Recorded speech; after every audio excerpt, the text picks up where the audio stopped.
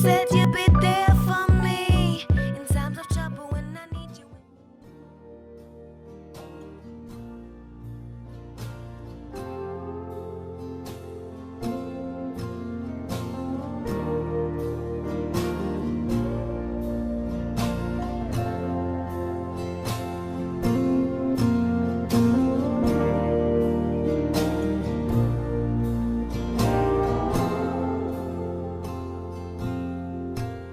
Je ne suis pas très académique, en fait je peins depuis bientôt 33 ans maintenant, et j'essaie de transmettre un savoir. D'accord. Donc le moins, il y a des règles à respecter, on n'a pas le choix. À l'huile par exemple, peindre gras sur maigre, tu n'as pas le choix, autrement ça s'écaille. Donc on travaille d'abord avec la térébenthine, puis du bois spirit, et puis de la peinture, et puis de l'huile, donc de plus en plus gras. Et moi je ne donne pas cours, je leur explique le pourquoi. D'accord. Le 1 plus 1, ça ne m'intéresse pas. Leur dire que ça fait 2, leur montrer pourquoi oui. Ouais. L'approche est inverse. D'accord. Donc ici, si tu veux, les gens ne viennent pas comme à l'académie, on leur dit vous devez. Ouais. Je ne vais pas en faire des copies de moi. Ils ont envie de faire des fleurs, je leur explique comment les fleurs, tu peux les détacher d'un fond, comment tu crées un fond, comment... C'est une transmission de savoir plus que de la théorie. D'accord. Et toi, tu as acquis comment ce savoir? J'ai fait l'académie à Bruxelles, j'ai fait la Cambre il y a bientôt 33 ans maintenant, et donc là j'ai eu la chance de ne pas avoir des professeurs. J'avais des maîtres qui étaient des gens qui transmettaient également leur savoir, mais à l'académie. Donc ils me permettaient d'aller chez eux, ils m'expliquaient en plus de la théorie, la pratique, la façon de tenir son pinceau, l'importance de toucher le pinceau, et ainsi de suite. Donc c'est aussi simple. Et donc maintenant, toi qui as reçu ces enseignements, c'est important pour toi de partager à d'autres? Je partage, oui, parce que c'est une passion pour moi la peinture, j'en ai fait mon métier, donc c'est une chose tout à fait officielle, j'ai le numéro de TVA, et ainsi de suite. Je ne vis plus que de ça, et je transmets parce que je sais qu'il y a des gens qui veulent apprendre, mais ils sont assez bloqués par le fait, la peur de devoir. Je les laisse s'exprimer, je leur explique, si tu veux donner de l'ombre, il faut faire comme ça. Il ne faut pas forcément assombrir, il faut parfois éclaircir. Ce sont toutes des subtilités, des astuces. Mais ça s'acquiert avec l'expérience et je les transmets. Ouais. Et tu me dis que tu vis la peinture. Est-ce que ça a été difficile d'en arriver là en tant qu'artiste? Oui. En fait, j'en vis depuis 8 ans, donc j'ai travaillé dans le théâtre, j'ai fait des décors pour le théâtre de l'Ancre et ainsi de suite. C'est difficile au départ parce qu'on n'est pas connu. Et à partir du moment où on acquiert une certaine, je dirais pas notoriété, mais quand on est reconnu par ses pairs, par d'autres artistes, et qu'on est exposé 3 ou 4 fois, on commence à dire que ce type a une technique, il a un savoir-faire.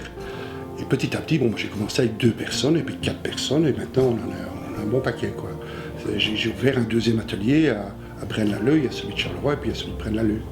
Et le statut d'artiste au jour le jour, tu le vis comment toi, légalement? Légalement, j'ai un statut d'indépendant, je gagne raisonnablement ma vie, je n'ai pas de goût de luxe, je peux me permettre l'étoile, toutes mes factures sont payées, je vis honnêtement en payant mes impôts comme tout le monde et déclarant ma TVA comme il le faut.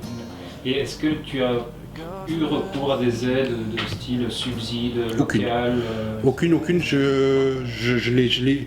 Parce que je veux rester indépendant par rapport à un commerce ou n'importe quoi, bien que j'ai le soutien de commerces qui me font des bons prix parce que je suis professionnel, mais je veux rester indépendant, je ne veux pas être tenu par une morale vis-à-vis d'un fournisseur ou d'une autorité quelconque, que ce soit une autorité politique, commerciale ou n'importe quoi. Et alors pour un jeune artiste qui voudrait se lancer comme toi, qui voudrait un jour ou l'autre en vivre, tu aurais quoi comme conseil? Travailler et y aller.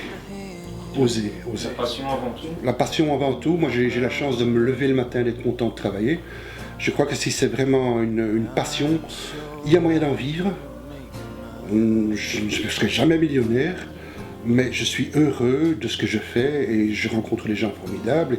Je vis de ma passion et je la transmets, ce qui est formidable. D'accord. Et je fais l'interview un peu à l'envers, mais est-ce que tu peux nous expliquer ton parcours autant humain que professionnel pour en arriver à des toiles comme tu fais? Je vois beaucoup de femmes, de corps. Oui. En fait, je suis biochimiste de formation. Ma langue maternelle est néerlandaise, je suis d'origine bruxelloise, donc par amour je suis venu à Charleroi, puis j'ai rencontré une fille, puis j'ai eu un accident de travail assez grave. Et en me réveillant du coma, je voyais tout déstructuré. C'est dû au fait qu'il y a de l'ammoniac dans le sang, le cerveau ne voit plus tout.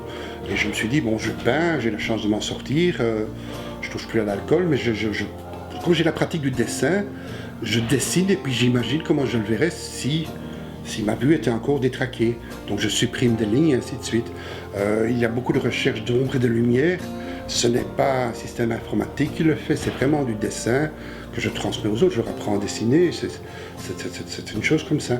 Donc, et puis j'ai trouvé mon style, et puis je fais dans le noir et blanc, bien qu'on m'ait toujours dit que le noir et le blanc ne sont pas des couleurs en peinture. Et pourtant, on y arrive très très bien.